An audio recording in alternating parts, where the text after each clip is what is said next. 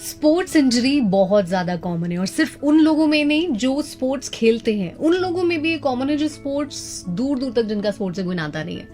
94.3 my FM से मैं हूं आरजे छवि और आज इसी बारे में बात करने के लिए हमारे साथ में मौजूद हैं doctor Lalit Modi, additional director orthopaedics and joint replacement from CK Birla hospital. Welcome sir. Sir, सबसे पहला सवाल तो आपसे यही पूछना चाहूंगी कि स्पोर्ट्स इंजरी क्या केवल उन्हीं लोगों को होती है जो स्पोर्ट्स खेलते हैं? नहीं, ये बिल्कुल एक बड़ा मिथ है कि स्पोर्ट्स इंजरी सिर्फ स्पोर्ट्स खेलने वाले को होती है। स्पोर्ट्स इंजरी का मतलब है कि आपके नी के लिगामेंट्स या आसपास की मसल्स जो आपके जॉइंट्स को मूव करने में, एक्टिव करने में हेल्पफुल है, अगर उनकी इंजरी हो जाती है तो हम उनको स्पोर्ट्स इंजरी बोलते हैं। इवन ये स्पोर्ट्स इंजरी एक हाउस वाइफ को जो घर में फ्लिप हो गई है उन्हें भी हो सकती है, एक डांसर को जो डांस करते हुए फ्लिप हो गई है उन्हें भी हो सकते हैं, और इवन ये रोड साइड एक्सीडेंट से भी हो सकते हैं। सर, प्रिवेंशन तो किसी भी चीज का कंप्लीटली नहीं हो सकता, लेकिन फिर भी बाकी लोगों को क्या बोलना चाहेंगे, कैसे प्रिवेंट कर सकते हैं वो स्पोर्ट्स इंजरी? देखिए, अभी हम जो देख रहे हैं सबसे कॉमन स्पोर्ट्स इंजरी जो हमारे पास आ रही है, जो हम प्रिवेंट कर सकते हैं, वो है कि आजकल हम देखते हैं कि लोग है ना, कुछ गेम्स एक्टिविटी उनकी स्टार्ट हुई जिन्होंने कभी अपना गेम जो है पूरे साल में कभी नहीं खेला, उनका एक 7 दिन का टूर्नामेंट होता है और उसमें वो गेम्स जब खेलना चालू करते हैं तो उनकी बॉडी उस गेम के लिए इतनी जल्दी तैयार नहीं होती है, तो the body is not warm up, not acclimatise to those things, जिसके कारण से ऐसा होता है कि they are very prone to sports injury. तो हम हमेशा यही बोलते हैं कि जब भी आपको गेम्स खेलना हो तो हमेशा अपनी बॉडी को वार्म अप करो। उस गेम्स में एकदम से ऐसा नहीं कि we don't want to be कि हमें पहले दिन ही मतलब बहुत अच्छा परफॉर्मेंस देना है। ये हमेशा आपका एक्टिविटी लेवल जो है वो ग्रेजुअली बढ़ना चाहिए, उस तरीके से आप अपनी स्पोर्ट्स इंजरी को प्रिवेंट कर सकते हैं। यहाँ पे सर मुझे एक सवाल आ रहा है कि जो कुछ लोग होते हैं कि वो वॉक नहीं करते हैं कभी कुछ, लेकिन एकदम से परिक्रमा करने चले गए या कुछ हो गया, उस केस में भी इंजरी के चांसेस रहते हैं? उस केस में रिलेटिवली इंजरी के चांस कम होते हैं। उसका कारण ये है कि परिक्रमा जो है उसमें हमारा जो एक्टिविटी लेवल है वो लो है, वो हाई एनर्जी वाली एक्टिविटी नहीं है, बस उसमें हमारे एफर्ट्स ज़्यादा लग रहे हैं, बट जो हाई इंटेंसिटी वाला वर्क है उसमें नहीं है, जिसके कारण से आपकी इंजरी होने के चांस कम रहते हैं। ट्रीटमेंट की अगर बात करें तो सर ये लिगामेंट इंजरी काफ़ी ज़्यादा कॉमन है, तो क्या इसका ट्रीटमेंट है या फॉर दैट मैटर कोई भी स्पोर्ट्स इंजरी, क्या उसका कोई परमानेंट ट्रीटमेंट है? यस, डेफिनेटली स्पोर्ट्स इंजरी का परमानेंट ट्रीटमेंट है, और इसी कारण से स्पोर्ट्स इंजरी जो है एक बहुत बड़ी स्पेशलिटी की तरह उभरी है, और ऑर्थोपेडिक्स में भी एक सुपर स्पेशलिटी ब्रांच जो है वो स्पोर्ट्स इंजरी है।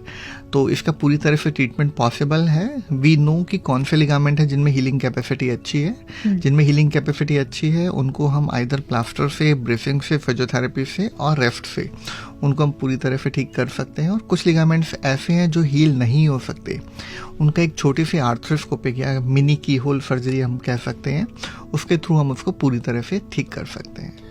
सर, एक चीज़ और होती है कि जब इंजरी होती है किसी भी पर्सन को, लेट्स से कि जिम में हो गई है, उनके आसपास उस वक्त तो डॉक्टर नहीं है, तो उनके आसपास वाले कैसे उनकी मदद कर सकते हैं या वो खुद अपने आप की मदद कैसे कर सकते हैं?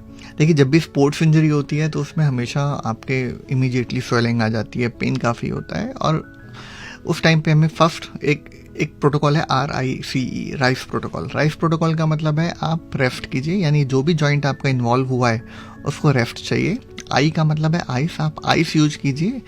कोल्ड फर्मेंटेशन हमें उस एरिया में करना चाहिए, और आइस फर्मेंटेशन से आपकी स्वेलिंग जो है वो भी कम होती है और आपको पेन में भी इमीडिएटली आराम आ जाता है। भूल से भी स्पोर्ट्स इंजरी जब हो इमीडिएटली आपको हॉट पैक यूज नहीं करना। कई बार लोग ये गलती करते हैं और उसके कारण से उनकी तकलीफ बढ़ जाती है। C का मतलब है आपको कंप्रेशन लगाना, यानी कि क्रैप बैंडेज या कुछ भी इस तरह की चीज़ उस पर लगा सकते हो जिससे वो पार्ट जो है वो रेस्ट पे रहे। और E का मतलब है एलिवेशन, यानी कि जैसे अगर आपके पैरों में इंजरी हुई है, एंकल में इंजरी हुई है, तो आप किसी पिलो के ऊपर पैर को रखो, पैर को लटका के मत रखो। सर, इसी के साथ में ये भी जानना चाहूँगी कि उनको कब डॉक्टर के पास में जाना चाहिए? ये तो हो गया कि दे हैव रियलाइज्ड कि उनको कोई इंजरी हुई है, उस वक्त उन्होंने अपने लेवल पे हैंडल कर दिया, बट कौन सी सिचुएशन में डॉक्टर के पास जाना चाहिए? देखिए, 90% स्पोर्ट्स इंजरीज जो होती हैं वो माइनर स्पोर्ट्स इंजरीज होती हैं जो इस प्रोटोकॉल से 7 to 10 डेज में ठीक हो जाती हैं।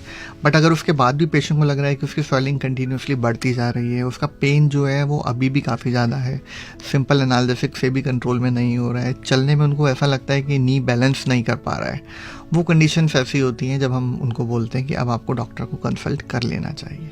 और सर, लोगों को लगता है कि एक बार अगर आपने इंजरी आपके हो गई है तो आप उसका ट्रीटमेंट भी करा लो तो भी आप पूरी तरीके से नॉर्मल लाइफ लीड नहीं कर पाओगे, नहीं, ये एक बहुत बड़ा मिथ है, क्योंकि साइंस जितनी एडवांस हो गई और हमें जिस तरह से इन लिगामेंट्स की, जॉइंट की एनाटॉमी की और नी की बायोमैकेनिक्स के बारे में इंफॉर्मेशन मिली है, उसके अकॉर्डिंग जो है कुछ सर्जरी जिस तरह की प्लान हुई है, जो इवन आपकी अगर मेजर लिगामेंट्स इंजरी है और मल्टीपल लिगामेंट्स इंजरी है तो भी आप वापस से बैक टू नॉर्मल हो सकते हो। और इस चीज़ का सबसे बड़ा एग्जाम्पल जो है वो ऋषभ पंत है, जिनके लिगामेंट्स इंजरी हुई थी और after a year he is performing so well in cricket, which everyone knows. तो थोड़ा सा मैं ये भी जानना चाहती हूँ कि आपके पास सबसे ज्यादा कॉमन स्पोर्ट्स इंजरी कौन सी आती है?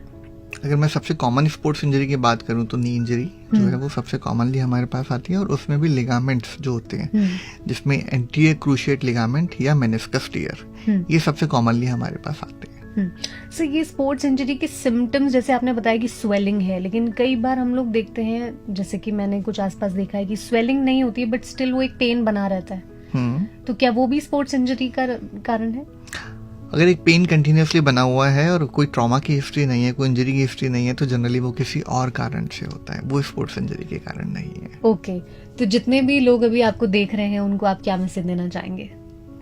मैं सबको यही बोलूँगा, गेम्स हमारे लिए बहुत इंपॉर्टेंट है, फिट रहना बहुत ज़रूरी है, पर वो जो हम फिट रहने की बात कर रहे हैं उसको अगर प्रॉपर तरीके से करें, जैसे मैंने आपको बोला, आपको प्रॉपरली अपनी बॉडी को कुछ भी एक्टिविटी करने से पहले वार्म अप करना चाहिए। जिम्स आजकल बहुत कॉमनली यूज कर रहे हैं, उसमें भी मैं आपको बोलूँगा आपकी जो भी वेट ट्रेनिंग है, जो भी स्ट्रेंथ ट्रेनिंग है, वो बहुत अच्छी चीज़ है, पर उसको आपको ग्रेजुअली बढ़ाना है।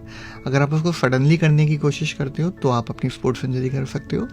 या फिर जो मैंने आपको बोला कि जो भी लोग इस तरह के हैं जो साल में सिर्फ 7 दिन के लिए खेलते हैं और 7 दिन में फुल परफॉर्मेंस के लिए खेलना चाहते हैं, वो एक डेंजर जोन है जहाँ से मैक्सिमम स्पोर्ट्स इंजरी होती है, क्योंकि उनकी बॉडी उस चीज़ के लिए फिट नहीं होती। तो आप पूरे साल खेलिए।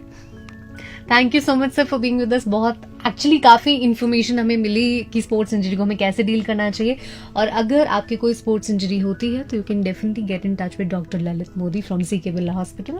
Thank you so much. Thank you.